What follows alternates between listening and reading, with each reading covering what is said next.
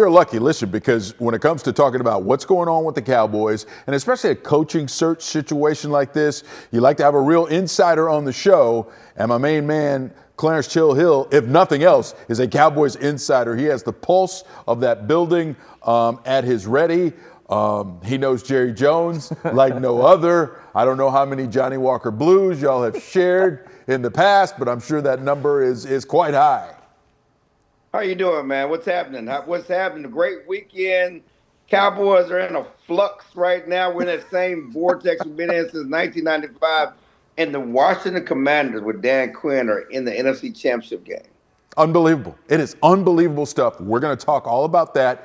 But, Chill, I do want to start talking about, what the Cowboys are doing so far in terms of this coaching search. There's been the virtual interview with Kellen Moore, the in-person interview with Robert Saleh over the weekend. And then, of course, Leslie Frazier will have that in-person interview tomorrow. In terms of how wide this net will be that Jerry is casting to try and find his guy, it certainly feels from my take that this could take a while, and Jerry's going to talk to a lot of people, because I don't know if he's sure what he wants to do. What's your take on it?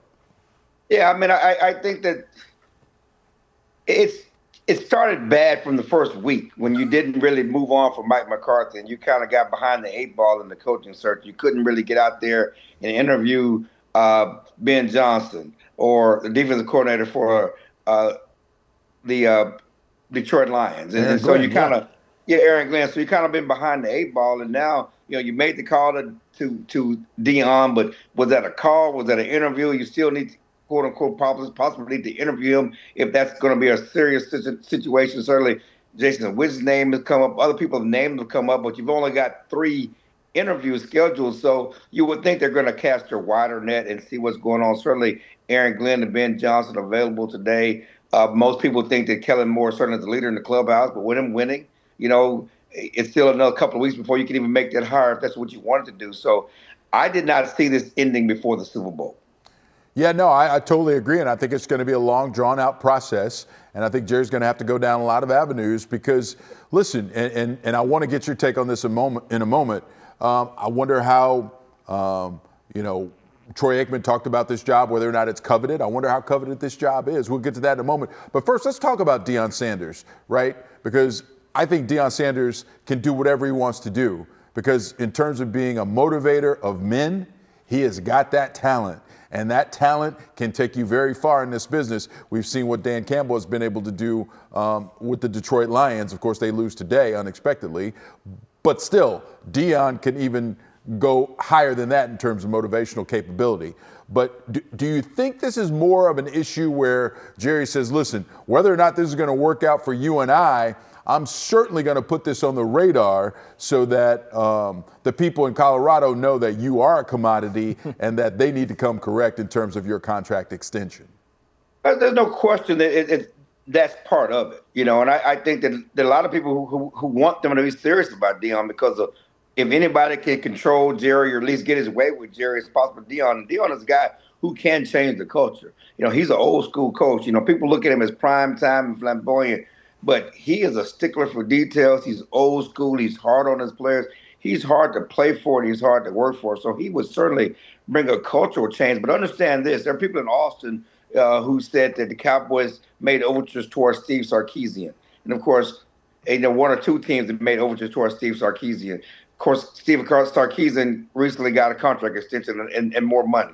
And I think certainly that's certainly in play for Deion, who has a contract on the table. He's talking to Colorado about getting a new deal. He wants some NIL money, some different things. I talked to some people who talked to Deion this week and said that they mainly talked about Colorado. And he talked about, they were waiting for Colorado to kind of meet his demands. And they didn't really talk about the Cowboys. So all that's on the table. If Colorado makes him whole, I think he stays there for sure. I know one thing, Colorado can't let Deion go. That whole situation in Colorado is built around him. And he's not going to find another situation that's built around him, not even in Dallas. Yeah, So it's a no. perfect situation to do what he wants. And I know from a Colorado standpoint, if they let Deion go, they might as well get the death penalty like SMU because that thing is going to fall like a house of cards. No, it certainly will. And when you look at yeah. the enrollment figures, they know that they need to keep him. One question before we go, and maybe on the shorter end in terms of answers for this one, Chill. I think that Troy Aikman was spot on when he talked about this not being the most coveted, but you have to understand what coveted means. It's not like it's not a job that people want, but when people have a chance to choose between different jobs in the NFL, they may not choose the Cowboys as being at the highest. What's your take on just how coveted the Cowboys head coaching job is? Well, you got to understand that Aikman is frustrated with the process. He's frustrated with how Jerry Jones does his business. And coveted is an interesting word. It's still a high-profile job. And Bill Parcells said it.